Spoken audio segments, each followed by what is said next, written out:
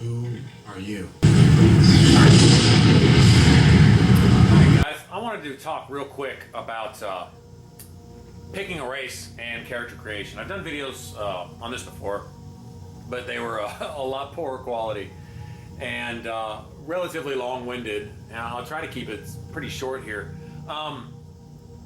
When you're picking a race, especially those of you who are sitting there who have already been looking at this on the screen for 2 hours, juggling back and forth between this race or that race, wondering what you should pick, how should I start this? Because you know you're going to invest 50, 60, 100, 200 hours into a character. You don't want to regret that. You know, 20 or 30 levels, 20 or 30 hours into your game and be like, yeah, I just want to start over, which I can't tell you how many times I've done that. In deciding the best character, to make this really, really easy for you, there is no best character. Okay? Well, that can also make your decision a lot harder because you're like, oh, really? Oh, well, then, now what? Well, okay. Why I say that is because the thing that really differentiates between the characters is their racial abilities that you start with and the way they look. Okay? The racial abilities, just keep this in the back of your head, they wash out around level 10 or 15, 20 later in the game. They're kind of irrelevant because between standing stones that you find and enchantments and potions and skill perks in your skill trees when you level up and whatever, you know, just what have you, you can make up for bonuses that other races have that you might want. Like, say you want to play a Breton, but you sure wish you had, I don't know, the Nords resistant to cold or whatever. Okay, well, get cold resistant stuff for your armor. Okay, and there you have it. Well, they have a battle cry to make the opponent flee. There's a shout for that, just for example. Okay, the Orc, it does have one thing that you really can't duplicate in the game. It's the Berserker Rage, where he gets just an ungodly amount of stamina and health and damage, and he just gets to go in God mode for like, I don't know, 30 seconds to a minute. By the time you're level, I don't know, 25, 30-ish, you should be in beast mode all the time. Okay, and I'm not saying this is useless. It may be really early levels. It serves a purpose, but if you're going to build your character to dominate, then that is an ability you would stop using. Like I say, that's going to come out in the wash around level 10 or 15. You'll be resorting to the skills that you do have. You know, your ability to just fight. Okay, you can get ungodly amounts of stamina through enchanting your stuff. And you can do ungodly amounts of damage through enchanting your stuff. So, I mean, technically this is replaceable too. But this is the one unique racial ability. Well, no, I take that back. There's another one. The Imperial can find, like, I don't know, what, 1% more gold in the world? Instead of picking up 10 gold pieces, he'll pick up 11 or something. I don't know what the exact numbers are, but it's some minuscule amount of extra gold that you find when you, you know, loot chests and bodies and what have you. Okay? That is not an incentive to me. Between the crafting and enchanting and stuff that I do, I don't really buy anything anyway. I buy a few random spell books, you know, if there's a spell I want to learn right now or something. I might buy a soul gem if I need to enchant something right now and I don't have one. That's few and far in between, but for the most part, I don't buy stuff. I make stuff, sell stuff, and the weapons that I use are the ones that I enchant myself. The weapons that I find in the world, if I already have the enchantment that's on that weapon, I just sell it. You know, I'll break it down at the altar first if I can, but then after that, I just sell everything. So money's coming in; it's not usually going out. So finding a few random extra gold pieces here and there is not worth dictating what race I choose. Okay. As for everyone else, their racial abilities, like I said, they can be replaced with a standing stone, with an enchantment, with a potion, with a perk, with something. Okay. There is the factor of height. The taller you are, the faster you move, but it's such a small percentage. It's like a percentage of 1%. That if you were to have a 100-yard dash between, say, a high elf, which is the tallest, and a Breton, which is the shortest, the high elf would win by like 3 inches or something. I mean, it's minuscule, but technically you move a little tiny bit faster or slower. That also is not enough to you know, give me an incentive to pick one race over another. Now, the height of your character as far as the way it looks, if that's important to you, sure, that's incentive. It's how you want to look, how you want to play, how you want NPCs in the world of Skyrim to treat you, how you want to interact with your environment. That's what's important. what are you going to have fun with? When you crunch the numbers, there's no one race that's quote unquote better than another race. Okay, because you can make up for their bonuses with something else. So if one race has something you want, you can get it later. You know, just figure out a way to work that into your character through an enchantment or pick a standing stone that gives you that perk, you know, that type of thing. Okay, I'll stop kicking that dead horse. All right, the single most important factor in picking a race, and this is above and beyond anything else, is your starting skills. I believe the base level for any skill, without any bonus for whatever race you choose, is 15. I believe that's the base. It might be 10, but I believe it's 15. Okay. Some races start with certain skills as high as 25 or 30. All right. Depends on what kind of class that race is common for. Like high elf are normally mages, so they start with all their magic way up there, but they have like no weapon skills. Although I think they may have a one-handed skill that's got an extra 5 or 10 points in it. But I don't remember. Anyway, I don't remember all the stats of all the races. But I do know this. Whatever class you're going to play, whatever your role is going to be, even if you're going to be an all-arounder, right? Figure out the way you're going to fight the most, okay? Which is what it really comes down to. What kind of fighting are you going to do, all right? And pick the class that's going to sound counterintuitive, like it doesn't make sense, but it's absolutely true. Pick the class that starts with the lowest stats in whatever you're going to be doing. For me, for example, I'm going to be doing one-handed and archery, okay? And wearing light armor, doing a lot of blacksmithing, okay? The only bonus that the Breton gets out of things I'm going to be doing is enchanting, okay? But all the other skills that I'm going to be using 90% of the time are all the lowest with the Breton. The Breton starts with a base level.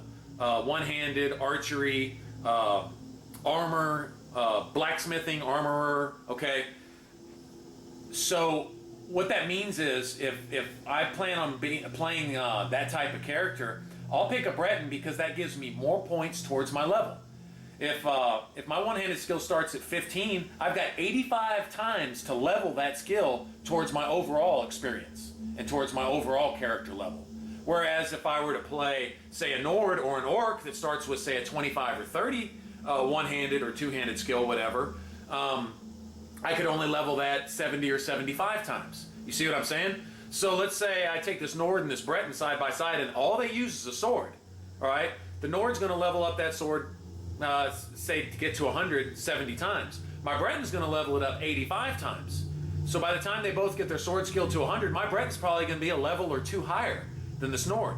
So if you spread that out over all the skills that I'm going to be using that start really low, such as archery, one-handed, blacksmithing, you know, and all those things I'm using all the time, not only am I going to level them faster earlier, so I'm going to go ahead and bridge that gap between, you know, the Nord, he starts out a little bit better with a sword. Well, I'll catch up pretty quick.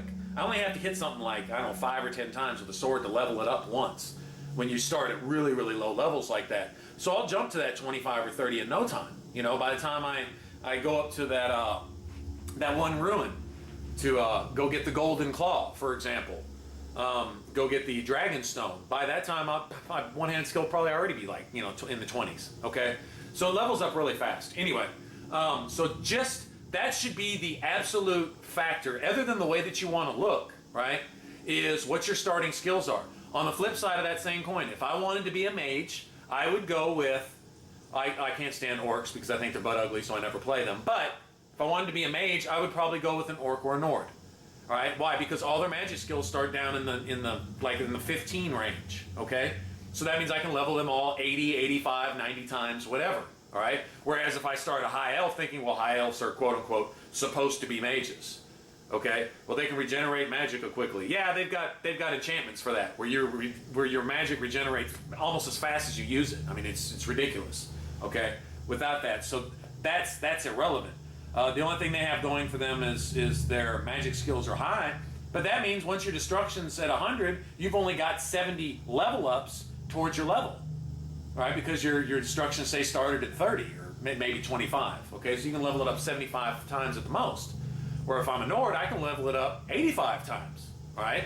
It's more towards my overall level. So by the time your skills are at an effective level, like in the 70s and the 80s, you know, where you start really owning with that particular combat style, you'll be at a higher level character, which means you're going to have more health, a larger stamina pool, larger mana pool, magic pool, if that's what you're using, whatever the case may be. You'll have a larger pool to draw from with the same level skills, right? Sure enough, the enemies will scale with you around you, but they usually go in increments. So a couple levels here and there, once you pass level, say 10 or 15, is kind of irrelevant anyway. And then once you get up in the 30s or 40s, you're just dominating, regardless. So it's not even an issue. Now, my playthrough, what I'm going to be doing is I'm going to be running around in light armor, okay, and steel weapons only, and I'm going to play on legendary. So I'm going to try to make it essentially as hard on myself as possible. Okay, and I guess the logic here is if I can do that, then anyone playing on a lower difficulty with heavier gear, better weapons, say Dragonbone and Daedric stuff, and all that kind of stuff, then they should have even less of a problem. So it's kind of like, you know, if I do a video of me in this particular area fighting the Draugr Death Lords, or, you know, a certain boss battle, or getting in dragon fights and things like that, with little or no protection and the weakest, I guess, available weapons in the game, I don't know, I could essentially, I guess, go iron weapons and see how that works out. That might be asking a little bit much, but I don't know. But anyway, that anyone playing on a lower difficulty with better gear, you know, could take some of those combat tips and it would be even more effective for them. And that's kind of the whole idea, it's the whole logic, you know, just to make it visual and fun for everybody. Like saying, you know, hey, that can really be done, you know. So that's how I'll be playing. But anyway, get back to where I started is when you're choosing your class, what do you want to play? What would be the most fun, right? If you do pick a race because of a racial ability, you say, I'm going to be using that racial ability when I'm level 60. If that's fun to you, more power to you. But if you're wanting to crunch the numbers and you're wanting to make an elite strong character, don't let those trivial starting abilities affect your decision, right? Much less height, much less really any of that, except as far as appearances go. If appearances are important to you, then factor that in. If they're not important to you at all, if you're just about numbers, then look at the starting skills and find the race that starts with the lowest overall numbers across the board of the skills you think you're going to be using throughout the game. Which you can always change them later on because, I mean, you can get any skill to 100, right? But the ones that you know you're going to use, like me, I know I'm going to be going one-handed. I know I'm going to be going archery. So, of course, I'm going to start upright because they're the weakest in those areas, and I have the most leveling up to do. So by the time they are effective, I'll be a beast, okay? That's how it works, and you can trust me on that. It sounds counterintuitive, but it's the truth. It's definitely a way to build a character that can function, where your survivability is high even on those really high difficulties, right? Keep in mind that if you're still here with me, I'll just blab a little longer, that you're on your legendary difficulty, essentially on master difficulty, the enemies did 3 times their normal damage as what they would do on novice. And you did one quarter of the damage you would do, or they essentially had 4 times the amount of defense. All right. Now on legendary, it's boosted a little bit. I believe they do 4 times damage. You're still stuck at a quarter damage, maybe 20%, 1/5, maybe. Like if you instead of doing 100, they only actually hit them for 20, or that's all they'll actually take. That may be closer to it, but I know your enemies have not only ridiculously large health pool, but they've got heck of resistances. And that's why I'll be picking the marked for Death Shout, because that's the great equalizer when it comes to enemy resistances. That shout will tear down their defenses like nobody's business. And anyway, so you find ways around all that. You find ways to basically, you want the game to play as if you were playing on normal, even on legendary difficulty, even with weak gear. All right, a dominant character, so that anyone taking this same build that has a similar playstyle, or at least applying the same principles to what they're doing, all right, can take this with better gear and just own with it. And you'll find, without cheating or glitching, without getting a bow that does 68,000 damage because you found an alchemy exploit and all that, I don't even go there. That's cheating. That's not my vocabulary. I'm not talking along those lines. I'm not here for exploits and glitches. But you can get a character that within the structure and the design of the game can still create a dominant character that you're taking a steel bow and I don't know, you're two-shotting dragons, you know, 1 and 2-shotting dragons. I mean, it's ridiculous. So you can take this and run with it. You know, you can look. I'll stop here and there and do a video and try to throw in some examples, you know, against everything from, I don't know, trolls to dragons to you name it, and give some combat examples and maybe even do a little exploring and find some quote-unquote hidden areas, rare items, commonly sought-after items like katanas and things like that. And, you know, most people know about these things that have been playing this game for any period of time, but some people are still new to it. Being new to this game is so far back, I don't remember what it looks like, but I'm kind of jealous of the guys just starting this because, you know, you're in for a great experience. Anybody who picks up an RPG like this for the first time, I look back and I go, wow, I wish I could give these 1,000 hours back and unknow this game to play it all over again. But anyway, all right, so let me get to finishing my character. I may go ahead and finish this if I've got enough battery left and stop talking for a minute. But take that little bit of advice and run with it next time you're going to build your character and see if it doesn't work for you. You know, especially in the long run. All right, let's see. It's hard to see the end of my character from the beginning.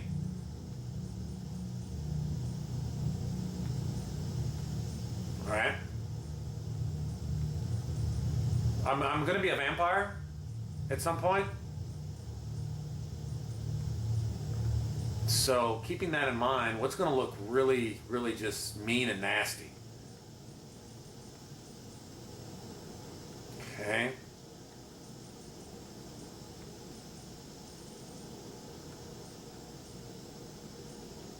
You get to that certain point with your character where all of a sudden it just morphs and it just starts to look cool. Up to that point, it looks just horrible. All right.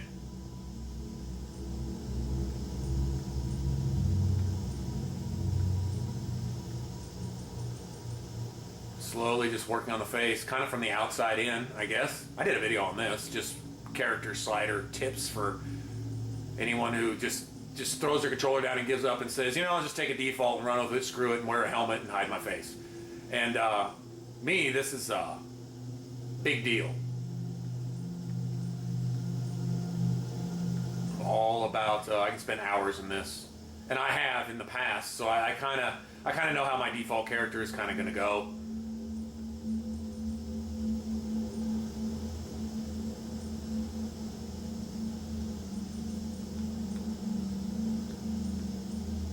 All right, starting to look a little different.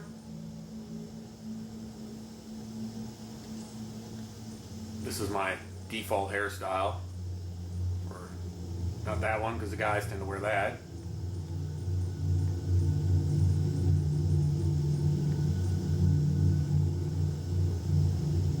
All right, looks a lot different, huh?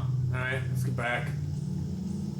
Now I'm going to throw a little twist in here that a lot of you will go, wow, that looks just stupid. I'm just going to keep in mind that I'm going to want, well, that big old schnoz that she had a minute ago actually looks a little more petite now. Keep in mind that I'm going to want to be a vampire with this character, definitely.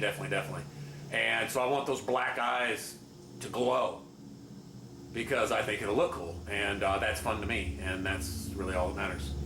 All right, so let's go back here. Let's go ahead and enhance that a little bit. There we go. That's wicked enough. Okay, once I get some really cool armor and